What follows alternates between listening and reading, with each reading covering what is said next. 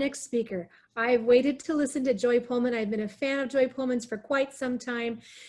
You may have read her work. She is the executive editor of The Federalist. She's a happy wife, a mother of 5 children. Her newest ebooks are classic books for young children, which recommends more than 400 great family reads and 32 classic games you can play anywhere. She's also an author of The Education Invasion, How Common Core Fights Parents for Control of America's Kids. And this is from Encounter Books. She identifies as a Native American and gender neutral. Find her Twitter at Joy Pullman, Pullmann. In 2013 and 14, she won the Robert Novak Journalism Fellowship for in-depth reporting on Common Core national education mandates. Joy has taught high school, middle school history, literature, and debate, and has written public speaking curriculum. She's a graduate of Hillsdale College Honors, with Hillsdale College Honors, and in their journalism programs. So I can't say it, but she's done it. Please welcome Joy Pullman. Thank you, Tamara. It's great to see you again. I've been really enjoying your hosting. You're doing a great job. I'm hoping that the tech folks will let me know that there's any problems with the screen, but I also need to warn people that I actually am recently a mother of 6, and so I have a newborn right next to me sleeping. He might wake up and you might see him. He's fine. So just in case that happens, you know what's going on. So I'm really excited to be here. I've been listening to the great panelists, and it is so wonderful to be. I feel like most of the time I'm in a space where I'm, I feel like I'm the minority, the extreme minority, and you're all alone out there. And then you wonder, am I the crazy one? So it's helpful to be around people who help affirm you and help you, really say, no, I'm not the crazy one. The world is crazy, and I am a truth seeker. So this has been wonderful. So today I'm going to talk about especially really the connections between some of the social things that we're seeing and some of the things that we're talking about today, the social emotional learning. So let's make sure that you all can see my slides here. Where are you? Joy, if you would just change it to slideshow view. Thank you. That's what I'm looking for. You're welcome. So part of having a newborn is that my brain can only, here we go, can't do 2 tracks at one time. Usually I can multitask like a mom, but now I can't turn on slides and talk at the same time. So great. So today I'm going to talk about kind of the connections between basically the not so hidden politicization of curriculum everywhere and a lot of really extreme things that are becoming mainstream, and then how all of that connects through social emotional learning and is getting recorded in a lot of databases and records that can follow a child for the entirety of their lives, and that actually is the goal. So first, I just kind of wanted to give, and I'm just going to do this using examples, but since I follow this, I tend to report on education for the Federalist. I write about it frequently. It's the issue that I care about the most. And so, I just want to assure people that I'm going to use examples to kind of explain the overall trend. These are not isolated. I hear from parents, I hear from teachers about that all the time, things like this. And so I'm giving you a few snapshots of what really is just becoming very quickly saturated throughout the curriculum across the country. And it's not only, in places that you might expect. For example, this first slide here, you're looking at Madison, Wisconsin. I grew up in Wisconsin. We always knew that Madison, was one of the most radical leftist places. But, this kind of the cultural Marxism that used to be unusual and isolated to a couple of hot spots around the country, 3 decades ago, 5 decades ago, that is now becoming very quickly mainstream and integrated into normal places, like small towns in my new home state, Indiana. It's very common to see parents share this with me and just be shocked. So let's go ahead and talk about that. And the first thing that I want to talk about is how, I could just give some examples of how what is called social emotional learning. A lot of your presenters have been giving some great definitions of that. And I'll just give my own, which is basically the use of curriculum to affect children's attitudes, behaviors, and beliefs. And of course, I actually think that this is something that schools should do. I do think, and whether you want them to do it or not, every single school, every home environment, every education environment is teaching children attitudes, behaviors, and beliefs. And that's just a part of raising children, in schools. Ideally, serve parents in assisting in the raising of children. But what we're seeing now is rather than schools assisting parents and furthering, the goals that parents have for their own families, working in a partnership with parents, now we have schools, they are very often hostile to parents. They are often aimed at, taking away the home environments, the families' views from the kids and replacing them with things that they believe are more politically correct. And so that also is just becoming endemic in American education.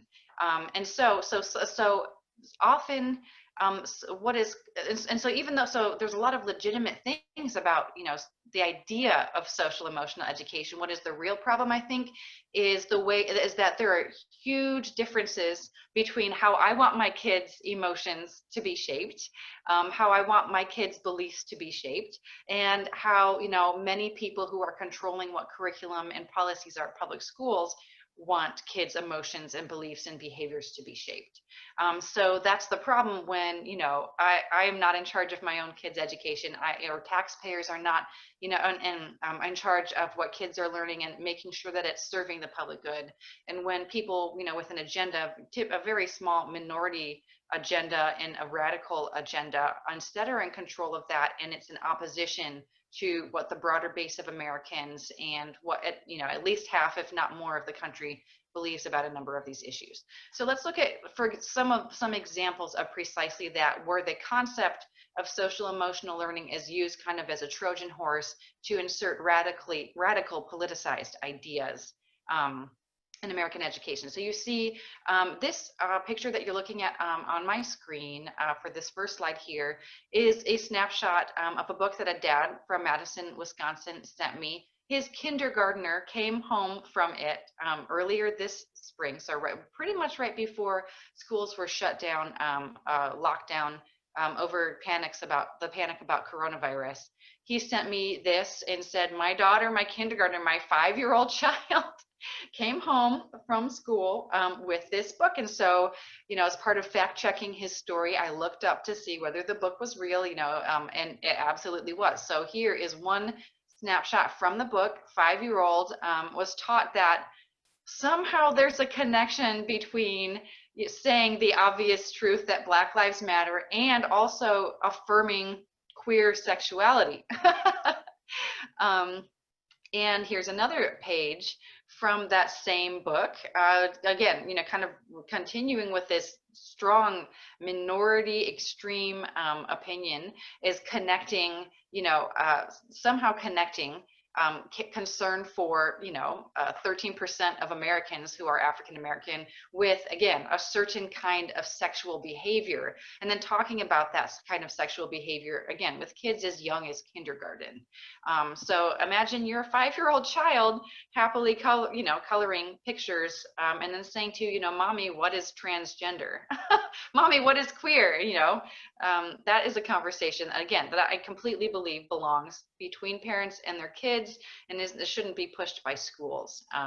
But in fact, we're going to talk about this a little later. At this point, for things like Supreme Court decisions, it's very difficult for schools to avoid this sort of thing. They're getting locked into it. So here's another. Let's see here. Well, we'll just stay on this for a second. And so it's not just, and this sort of idea is not just saturating and affecting children and culture through public schools, although that's a chief organization, libraries and reading and books have been targeted as a way to reach children with extremist leftist political propaganda. So I also wrote, I think last year, another person, a librarian, sent, or I know it was a teacher who sent me the latest book catalog from Scholastic. It was the catalog that was sent to public schools. Scholastic is the world's biggest publisher of children's books. And it is the #1 source for teachers of books. They have all kinds of programs. They're extremely integrated with public schools and education institutions across the country. They do things like, giving free books to teachers who order a certain number of books. They have programs for kids, for teachers, for classrooms, and of course for libraries. So I just selected, I looked through the catalog and was amazed. I mean, I guess, and at this point, I'm not as surprised as I used to be. But, it's extremist views being pushed on very young children. I mean, so I have an 8-year-old. I can't imagine destroying her innocence, by some of the things that these books, this book publishing house believes apparently are appropriate for 8-year-old children. So let me just read from some of the descriptions in the catalog about this book. These are quotes from the catalog from Scholastic. It's describing this book here on, I think it will be on your left, called Star-Crossed. So it says, it's a novel about a middle school girl cast as Romeo in the school production of Romeo and Juliet. So we got some gender bending going on. But that's, I thought to myself, well, Shakespeare did that all the time. That's common in theater. Okay, just a little flag, but no, within the pale. But finds herself attracted to the also female lead playing Juliet. So literally we have gender bending lesbian love story, pitched to an 8 to 12-year-old children. Okay. And then there's a similar thing going on with this other book over here on the right, called You Don't Know Everything, Jilly P. On Amazon, it's described as a new release from author Alex Gino, who demands the pronoun they, and whose previous book, George, is described this way on Amazon. When people look at George, they think they see a boy, but she knows she's not a boy. She knows she's a girl. And so this is the newest offering from her in Scholastic's book catalog for public schools last year. Let's see here. Okay, so as a number of the other presenters have noted, so and I mean, I guess I could talk about the library thing all day. So for example, thanks to, I'm getting all this, by the way, if you want to send me things that you're seeing in your local school districts, I love to write about this. Absolutely do that. Find me on Twitter. You can find my email online, email it to me. But a librarian sent me the American Library Association's latest catalog for its conference last year. And I think there were something like 1,000 workshops. 300 of them were related to LGBT issues. The conference had a special focus on identity politics issues, so ranging from LGBT sexuality to extreme, by extremists, I mean basically racially separatist ideas about race that are apparently okay to some people now, because as long as it advocates for racial separation, on behalf of people who are not Caucasian, apparently it's okay. So that's one view that I don't happen to agree with. But that was just endemic to, this is, the nation's biggest collection of librarians. They are extremely influential on what books libraries choose to order using your tax dollars. And just like Scholastic, they set the tone for the way, that people buy books. They set out displays. They have, LGBT week, that is celebrated in libraries, I believe in January, but, every year. And again, this is something that a very large number of Americans don't agree with, framing everything in terms of identity politics. And even, lots of people who are part of the LGBT, who would identify as LGBT, they don't agree with, with discussing those kinds of sensitive matters with the very small children. I've had discussions with a number of them about that. But those are not views that are allowed to be elevated through corporate media. People who are LGBT who think that, children should be able to naturally come into that as they mature without being basically psychologically manipulated. Their voices are not heard because they do not conform to the narrative that the predominantly leftist, the whole controllers of our public institutions want to have shared. Okay, so that's one, this is just as examples of things that are being used. And one of the things that so as I mentioned, these are top cultural, there we go. I'm trying to move my video over, but this is a poll. So libraries are extremely influential. They're one of the top ways to influence Americans culturally. So as you can see from this, taken by Gallup last year in December, by far and away, the top cultural activity of Americans during their leisure hours is going to the library. On average, they did that 10 times a year. The next most frequent item is going to a movie.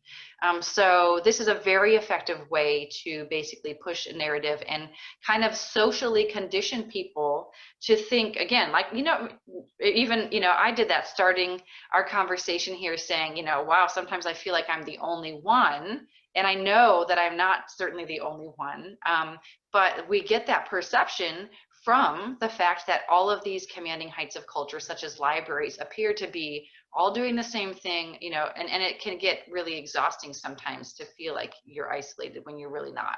And so one way that that psychological effect happens is by, again, getting a hold of all the cultural institutions and having one message come from them, even if it doesn't reflect what many Americans agree with. Okay, so another way that these sorts of behaviors get to children, as again, some of your presenters have talked about, is through quote unquote anti-bullying. And so some of the other presenters have discussed this. So I will not get into it too deeply, but I do want to give an example of this was, again, something a parent from a school district in Illinois sent to me. And so I went online and I found the curriculum the school district was using, and this was curriculum that was targeted as being social emotional learning curriculum to help children, there's a phrase called cultural competencies. So all of this social emotional stuff includes basically being socially aware. So obviously a great part of being socially aware right now is being aware of identity politics, since that is everywhere. And so this curriculum that I am showing you pictures of right here was taught to kindergartners. The young children were expected to answer, for example, to the couple on the right, obviously a gay couple. They were taught, is this a family? And the teacher, there were little notes telling the teacher what to say at the bottom of this slide.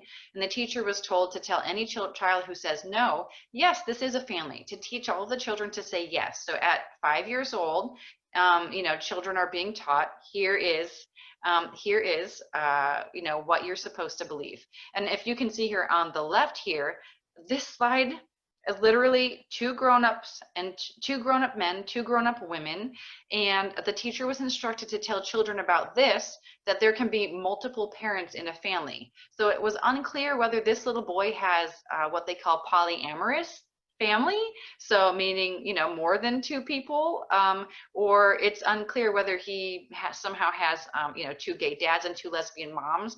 But either way, again, this is on the extremes, and it's completely, in my outrageous for a school district to be telling 5-year-old children that a boy can have both two mommies and two daddies, or live in a polyamorous family, and we should accept that and think that that's normal. And that's what children are being conditioned to believe through curriculum like this, that is brought in under the guise of communication skills, social skills, cultural competency. They are taught, that the nuclear family isn't, is just the same as any other kind of a conglomeration of people, which the research, by the way, on family formation says is complete bunk.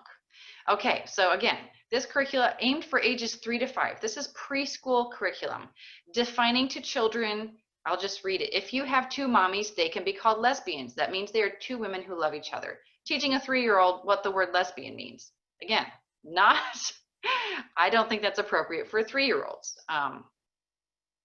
And if you can see at the bottom, this is the script given to the teacher. If students say this is not a family, review the definition of family, people who love you and care for you. And when they say yes, agree with them. Yes, some families look like this. Okay. I also just recently was in contact with a mother who lives in California, and after the school year, her kids, public school, this is for grades kindergarten through 6th grade, her public school put on a workshop about racism in the wake of all of the controversy, the riots, the violence, the discussion of police brutality after George Floyd's death that we've had recently. And this school district was, basically telling children to be more aware of race, and that, again, the cultural narratives of police are endemically racist, and they also were giving them basically instructions on protesting against the police and protesting against the government.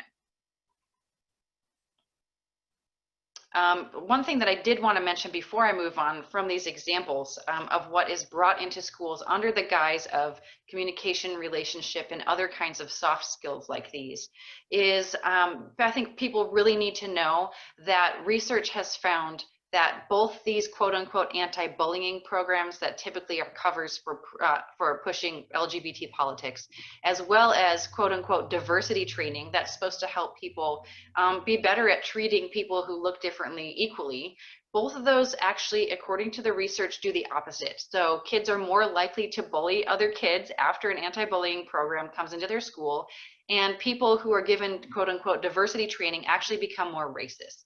And the reasoning that the currently research believe for why that is the case is that what this does is calls more attention to these issues, and therefore it heightens the attention to it. So rather than making us pay less attention to what people look like, or the specific color of their skin, or whatever else, or creating kind of a hierarchy of, oh, these are the victims, these are the aggressors. All of that increases conflict and makes people pay more attention to it, when really the way to increase cooperation among people is to emphasize what we all share, what unites us, being humans created, of course you can't say this in public schools, but being humans all created in God's image, who are beautiful, in our own ways. You can't say that in a public school, but you can say things like, we are all people, we are all Americans. Unifying messages are what reduce racism and aggression, and divisive messages that make people pay attention to what I think are trivial differences. Of course, we talk about trivial differences all the time, but I don't think it matters what kind of hair or eyes someone has, whether, to their worth as a person, right? Or whether I should be friends with them or anything. But that's the message that you get when you're taught to pay attention to what people look like, rather than, like Dr. Martin Luther King said, the content of their character. And so schools, by doing this sort of thing, are actually creating more divisions in our society, and we can all see the results of that sort of mentality in our streets, unfortunately, right now.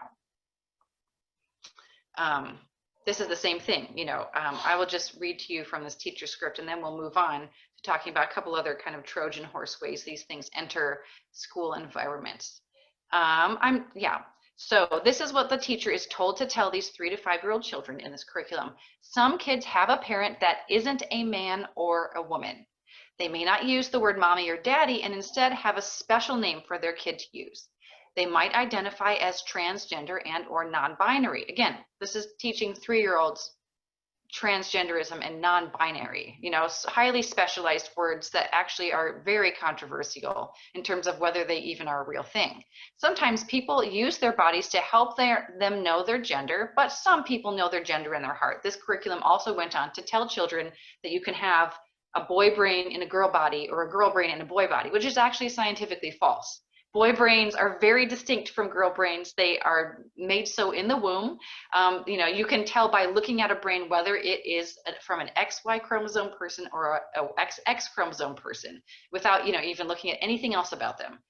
So this not only, you know, telling children crazy identity politics stuff, but also factually inaccurate things to small children about the reality of the world.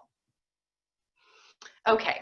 Oh, well, we'll just stick on this sheet for a second. So other ways that these sorts of crazy, highly politicized false concepts are taught to children include through quote unquote sex ed, but also gender identity classes. They are often taught by school counselors or, for example, in a Florida school district that I looked at that had a private LGBT lending library. They will have, the title of this person paid for by taxpayers is an LGBT liaison. And this school district, I think they had about 80,000 children, but public funding was literally when their policy was to not tell parents if the child didn't want it, if their child was beginning to identify as transgender. They would also refer that child to outside organizations that would give children drugs that basically make it less likely for them to contract HIV if they're engaging in risky sex. We're talking minors here. The public school district with I mean, it sounds completely crazy, but I checked all of, the information, and that is literally what this person was doing on a public salary in Florida. And of course, part of this person's duties was to teach children about gender identity.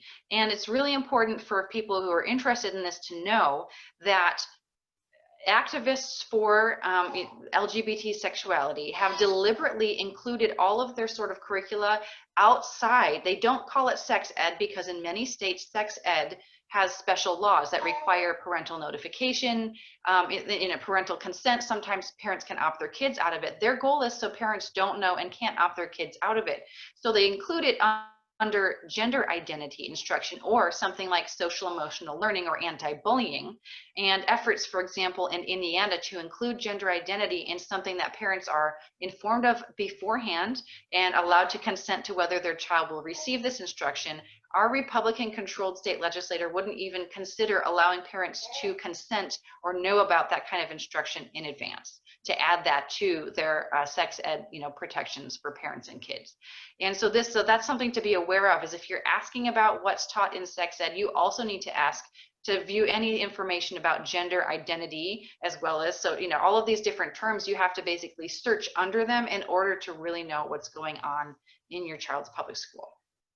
Okay, and then of course another way that these sorts of things are put into public schools is through outright what we call SOGI, sexual orientation and gender identity policies. And that's another thing to ask for, in whether your school has one, and to see an exact copy of it and be aware of what it is. So in Pasco County, Florida, I again got an email from a coach, a middle school, athletics gym coach. They had at this school one male coach for, and one female coach for that age of children.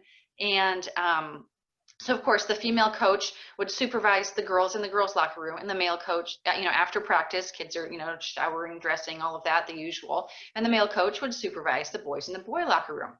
Well, at that school, there was a transgender student, so physically female, who decided that she was a boy now, and she went into the boys' locker room. And the coach found out about this. He had two boys come running out to him, saying, "Coach, there's a girl in the boys' locker room." And the coach was ultimately told that she was allowed to be there because she's not a she, she's a he, and that he was required as a condition of his job to supervise the female 12, 13-year-old girl changing in the locker room. He raised a stink about it, but was ultimately was basically moved to another school. But his school board refused to change that policy. And those policies there's basically templates for them put out by large LGBT organizations like the Human Rights Campaign, and they are adopted by school districts often without very much public knowledge, and they may be operating in your school, and typically parents will find out about them after there's an incident like this one with the coach, after the policy effects are seen and they already affect their children. So again, so that's kind of, you know, some of the many different ways that, you know, people who support these sorts of extreme political and sexual ideas are gaining access to children's minds and shaping the way that they're allowed to live. And also, you know, exposing them to what I consider adult concepts when they're very, very young. And we will talk about the effects of that. That does have an effect on children. There is research that talks about how exposure to things changes people's attitudes and behavior about them. So then again, that's kind of coming right back into social emotional learning. Changing the climate and the environment and what children are told absolutely affects their beliefs and their behavior. And that's the entire direct goal. But first, before we get into that, let's talk about ways. So those are ways that schools introduce such concepts to children. And the baby is just grunting. He's fine if you can hear that. He often will do that, kind of, you know, get a little bubble out and then go back to sleep. Well, anyway, so what I just talked about are some ways that, you know, the curriculum kind of aspect, the content aspect, how it's introduced to children. And then, of course, this being education in public schools, there's also kind of an assessment aspect of, did the kids learn what our goals were for teaching them, and the monitoring of the children. And that's where a lot of the data collection and surveillance comes in. So one of the ways that data collection and surveillance of whether children are adopting these attitudes about identity politics, one of the ways, direct ways that it comes in are in prefaces to normal tests. So a lot of people, there's a growing movement of people objecting to academic tests that their kids are given in public schools. And I actually support the idea of academic testing because the research on things like, you know, the Iowa Basics or the Stanford 10, you know, just those tests that are commonly given, have been for many decades, they are a relatively reliable, you know, low level, not intimate knowledge of the child like a teacher would have, but they are, you know, a way to that accurately kind of gives you a, you know, big picture idea of how the child is doing and compared to peers. And I think there can be some use in that. But the problem is, again, this is how it always works, you know, these activists will take a thing that is fine, normal, and then insert, you know, their things, right, you know, as a rider on the back of it. So like a tick riding along on the back of a dog. So often, and increasingly, attached to these academic tests are things that are asking non-academic questions. So we'll look at a couple of examples of that happening. So in Austin, Texas, again, parents sent me this, I think about 2 years ago, what is called a school climate survey. And now Republicans in Congress, when they reauthorized No Child Left Behind, so the underlying law is called ESSA. Oh man, I don't know if my poor baby brains can remember the underlying word for that, but it was renamed into the Every Student Succeeds Act. There we go, ESSA.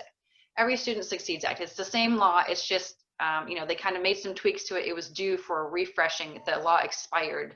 And in fact, it expired under the Obama administration. It was long due for getting another look. So when I think it was 2015, right before Trump was elected president, Republicans in Congress colluded with Democrats in Congress to revisit that law. And one of the things they put into it is, everyone's pretty well aware of how these academic tests I just talked about are used for school accountability. That's why all the public schools give them at the end, you know, in the springtime. Theoretically, schools were supposed to be evaluated by the federal government based on those tests. And now the Republican-Democrat reauthorization in 2015 added another way that the federal government claims to judge schools, which is on non-academic measures. So in addition to the academic measures, now schools are federally judged by the term for it is non-academic measures. And so a way that lots of public school districts use to satisfy this federal requirement is by these school climate surveys. And so that's all preface to showing you this image of what the school district of Austin, Texas, I mean, one of the largest in the country, they put on their school climate survey this, asking children, and I'll just read it, you know, sex is what a person is born, gender is how a person feels. Please select the response that best describes you. So notice that this middle school survey is telling children as young as 10, it's indoctrinating them with lies, right? Our sex and our gender are not two separate things. You know, Even, you know, if I felt like a unicorn, that would not make me a unicorn. But again, if, you know, this climate survey is teaching children while it's assessing them. So at the same time as it's telling children lies, falsehoods about sex and gender, it is also evaluating whether they agree with these politically correct lies. And so this is a way for monitoring whether this curriculum is having an effect on children. And as we'll talk about later, it absolutely is having an effect on children. Okay. This is an example from a middle school Spanish class at a public school in Florida. Again, what does Spanish have to do with gender identity? Nobody knows, but here it is in a Spanish class. The baby's gonna be fine. I'm gonna pick him up. Oh, come here, darling. Oh. You wanna see all the people? Okay, there he is.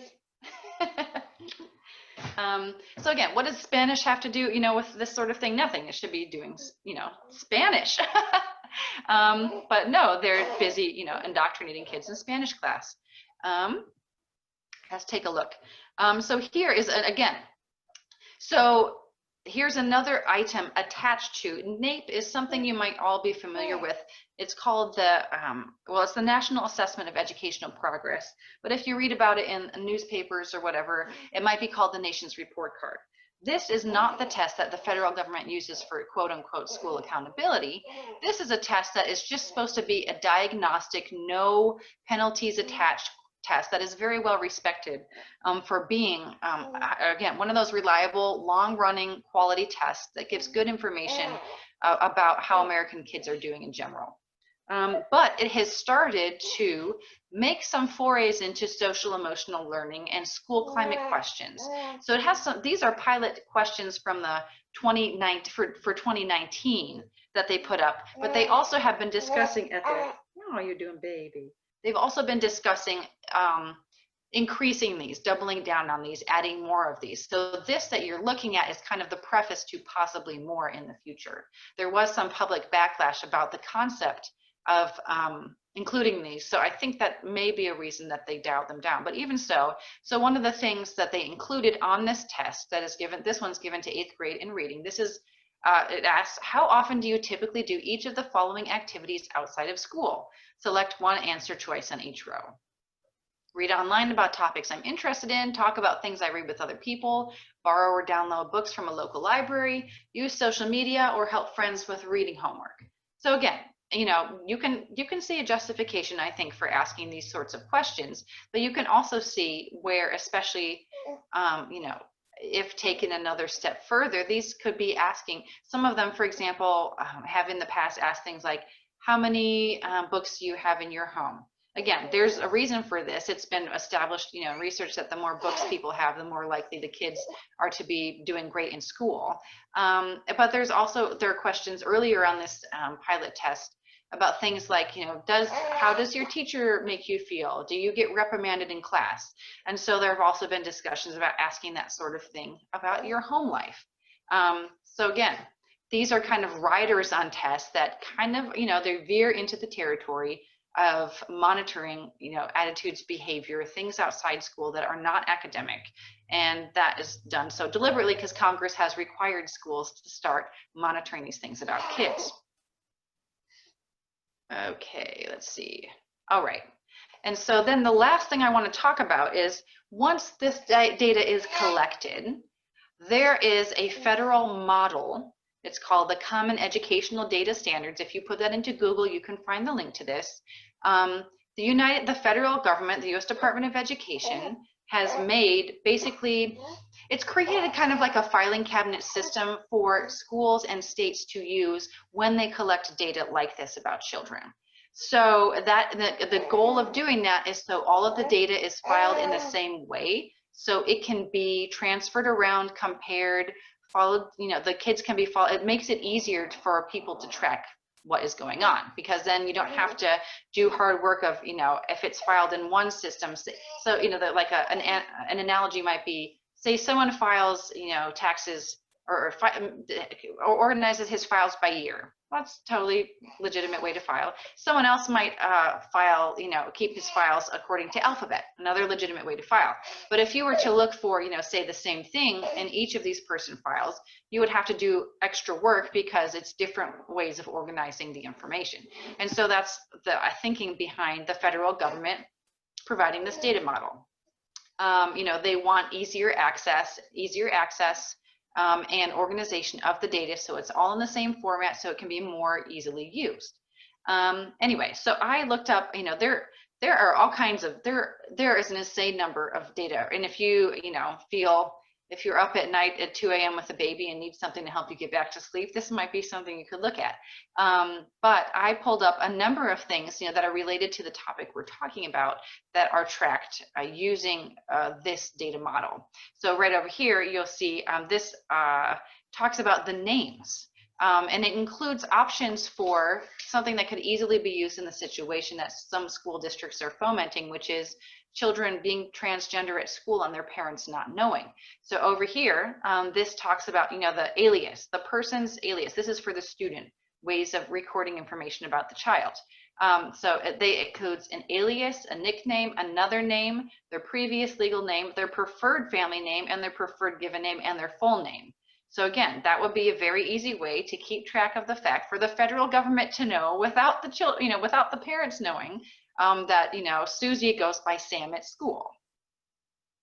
And I'm not saying that this is necessarily used this way, but it is set up to make that possible. And it also includes, for example, here's another one I found, personal information verification. This is the evidence by which a person's name, address, and date of birth is confirmed. So identity, we're looking at the, and one of the things on here, besides the usual, a baptism or church certificate, a birth certificate, a driver's license, entry in the family Bible, so on and so forth, they also allow for collecting a non-official document used as evidence to verify a person's name, address, date of birth, etc.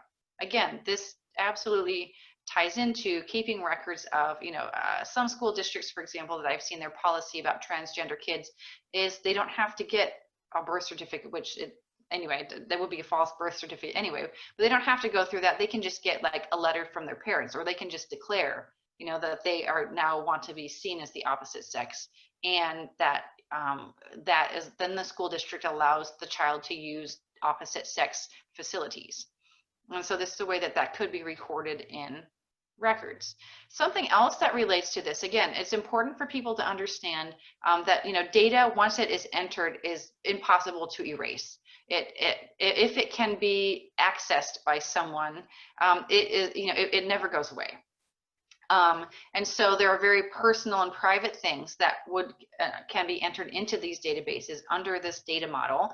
And I highlighted this one for an example, discipline. There are ways to record the disciplinary action taken, the reason for the discipline, the duration, so on and so forth, the action start, when the discipline started and when it ends. So basically, if your child does something and is disciplined for it in school, his record of that may never go away, thanks to online records of it. And then here I found in the database a way of tracking specific kinds of social emotional learning. One of them is known as Bloom's taxonomy. It's an old kind of psychological measure for people. And so this database would collect information about children's cognitive or mental skills, their affective or growth in feelings or emotional areas, their attitude, or their psychomotor skills, their manual or physical skills. So again, this is a way to track for life your children's emotional and mental attitudes and feelings. It's already built into this data model from the federal government. And here is another one that I found, that talked about specifically recording for small children, their social and emotional development.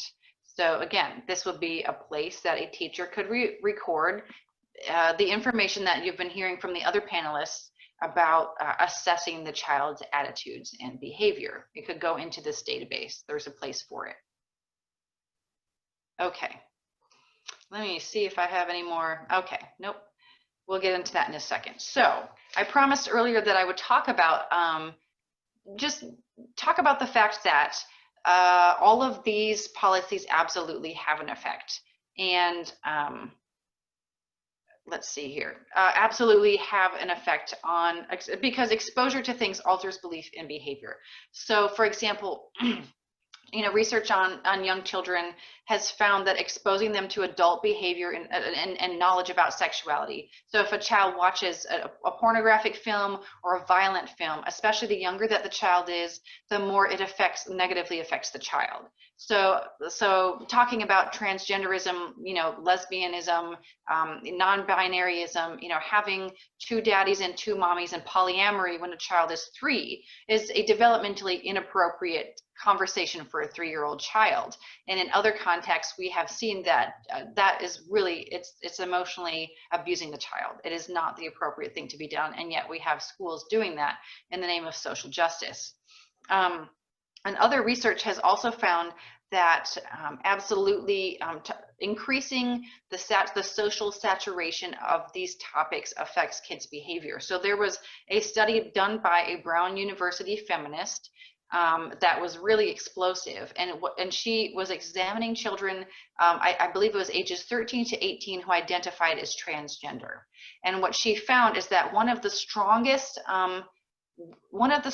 influences on whether a child in that age range would decide I am a transgender person was whether his or her peers encouraged and supported that, as well as whether his or her school and other mentors, such as the paper gave an example of a swim coach who identified as transgender, and quickly after that, a number of girls on his swim team decided that they were also transgender.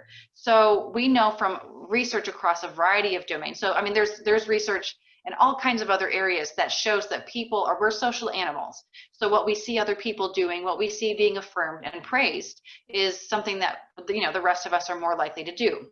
I mean, so there's evidence about this for something like divorce. If you have more friends who divorce, you are more likely to divorce yourself, and vice versa.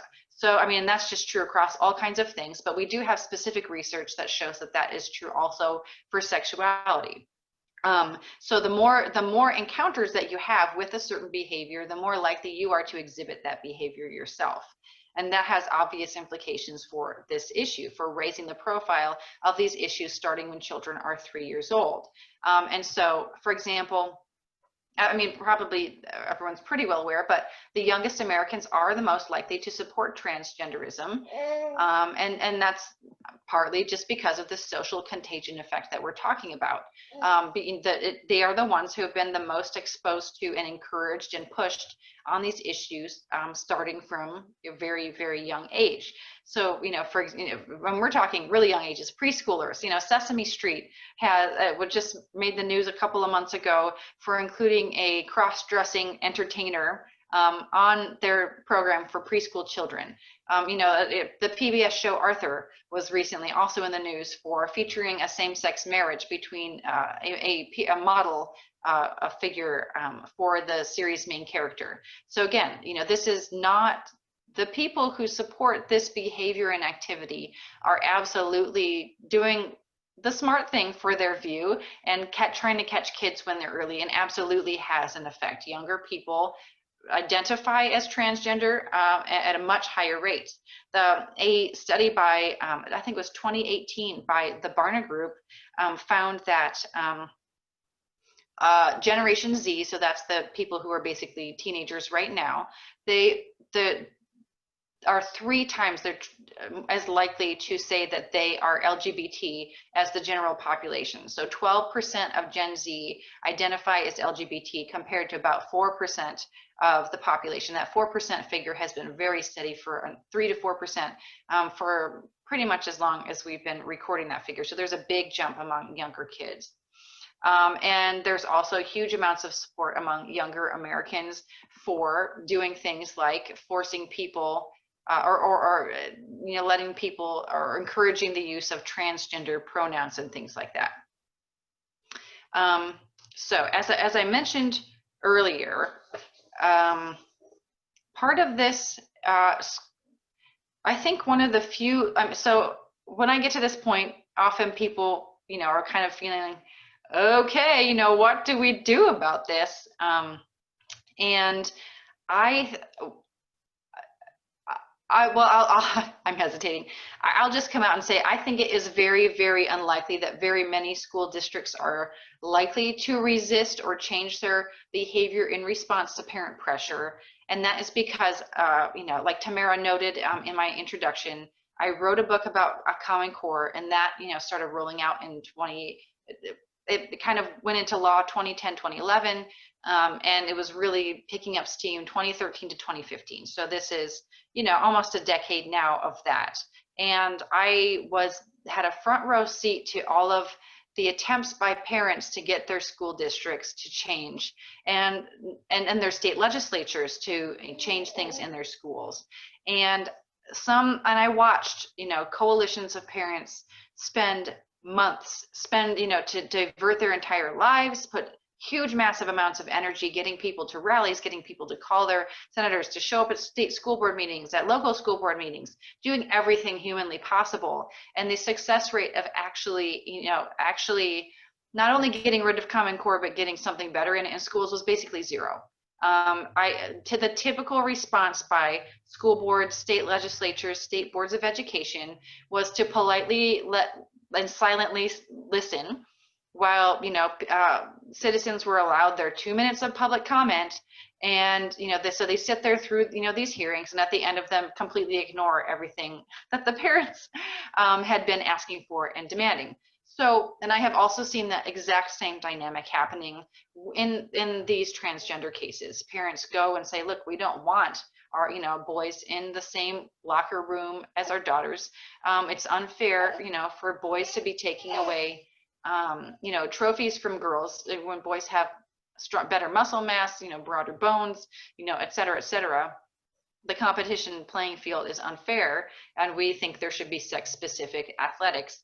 You know, just almost never does anyone ever do what they want, even if they spend years and years and years trying to go through the right channels to get it changed. So all of that is to say that, you know, I've come to a point where I think that we need to try different tactics, because those ones should work, but they don't. And part of the reason part of the reason is for that peer contagion effect that I talked about earlier. People think that they're in the minority on this when we're really not. And polls are crafted in order to convey that perception. But also it's partly because of the legal environment for public schools it's just almost fruitless. So, you know, often what a school board faces is, you know, a lawsuit from a parent of a transgender child, backed by massive, you know, organizations that have lawyers, and a very favorable likely outcome to that contingent in the courts. We just saw the Supreme Court rewrite a 1965 law to say that the word sex includes sexual orientation and gender identity, which it obviously couldn't have, because nobody believed in such things in 1965. And the appellate courts, you know, just typically they vote against the law and against the parents and against, you know, scientific reality, and impose these sorts of decisions on schools. So the school board basically says, if we do what, you know, the parents want, if we're going to use, you know, public resources in a lawsuit that's going to fail. So they're really trapped, even if they had wanted to, which I don't think most of them want to take on this issue, but they're really trapped legally because of that reality that we have in our court system. And there's not, you know, much quickly that people like us can do to change that situation. That's like a many generation attempt. Not that it shouldn't be pursued, but that is not going to help our kids right now when they're in school age. So what I do think people should do, and I am looking for more ideas, but I'm going to end with this. The things that I think we should try are, first of all, exposure. So I think anytime that you find one of these policies or crazy things happening, it should be immediately, again, send me an email, I'll elevate the issue, I have a good platform for this, people care about, and it should absolutely be made a public issue that people are talking about, that people are aware of, and it needs to be exposed and broadcast as far as possible. I think people should be going to public meetings, asking their public officials about these policies, and taking a video of it with your phone and posting it, to your social media, sending it to your friends, putting it on Facebook, just exposing the fact that no one's willing to protect girls and children's innocence. Another thing is, and that is with the goal of, that's another thing we need to do, is generate mass opposition, make it very clear that many people oppose this. We are not alone. We are not a small minority. And there are people willing to stand up for this, because that raises it puts political pressure on people, and that is very important. We also need to be getting and elevating new leaders. If politicians and, so the school boards won't address this issue, won't make laws, we need to primary them and get new leaders and get rid of the ones who aren't responding to their constituents. And again, I know that takes a lot of time, but we know some people have time, they should be using it in that way, and their money. We also need to be redirecting our money away from, and our energies away from organizations that are trapping kids in all of these lies and no way out, and indoctrinating them. And we need to demand that our money is redirected to institutions that parents can control. So that's a reason for example, I support school choice. I think churches and civic organizations and private groups of, need to start putting their money behind private schools, creating infrastructure for non-governmental education.